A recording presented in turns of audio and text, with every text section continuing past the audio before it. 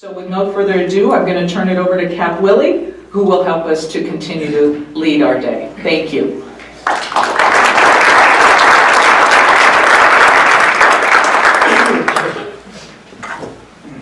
I want to thank you all for coming and taking the time out of your busy schedules.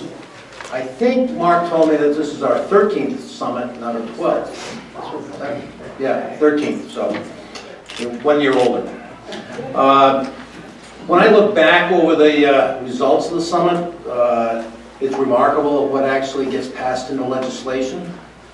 I look at my tax and budget, we must have 15 items on that list that actually are reacted to. And what that tells me is this summit is important. It means we're being listened to. This is the one forum that the leaders at the State House look to because they think it doesn't have any preconceived lobbying positions.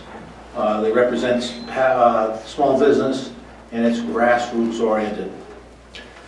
That being said, you should not consider this your only effort as a one and done deal. We need to have small business involved at all levels of the process. You need to stay connected and involved. Get to know your elected officials. Tell them your concerns. Know what their positions are on the various issues and remind them of your concerns.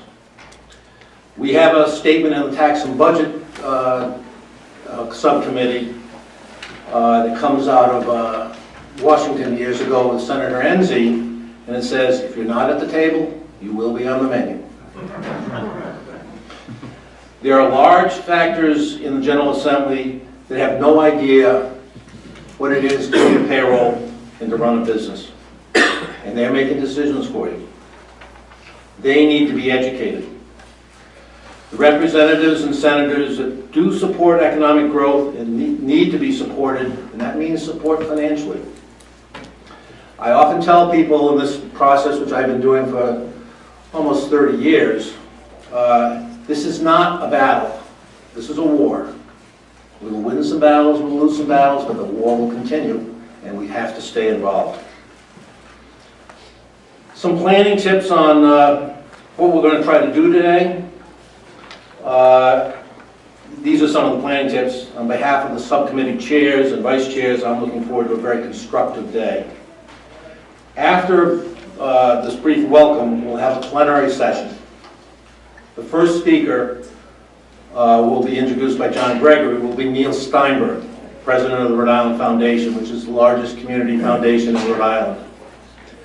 The second half of the plenary session will be a discussion between two Rhode Island entrepreneurs.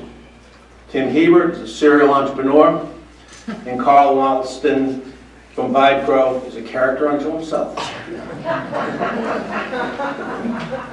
After these sessions, your work starts. We will be breaking out into 7 breakout sessions for about an hour and a half, 2 hours? Yeah. Hour and a half, yeah.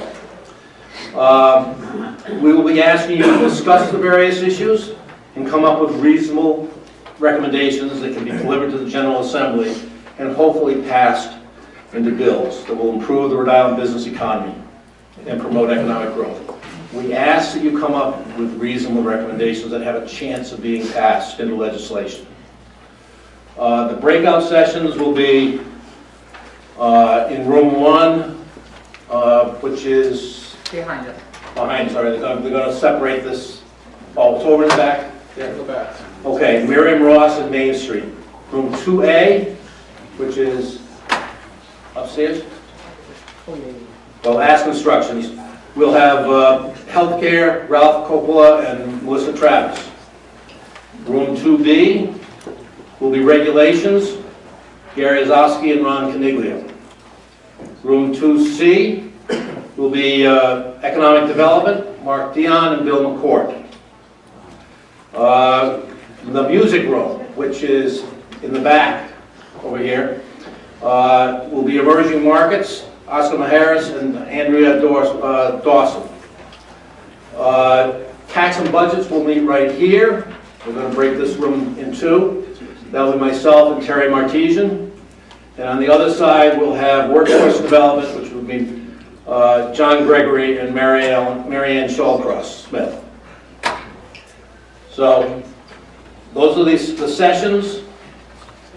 After the breakout sessions, we will meet back here for a summary session with Speaker Mattiello and Senate President Dominic Ruggerio. The committee chairs will report on their sessions, and then the Speaker and the Senate President will respond with their comments. We have changed the format this year. Usually we had all the general officers, Governor, Lieutenant Governor, Secretary of State, State Treasurer, and sometimes the Attorney General. We decided this year that we would limit it to the Speaker and the Senate President.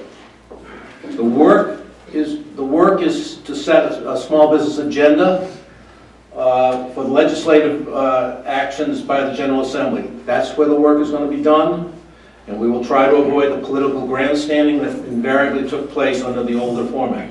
We think this will be a more productive session.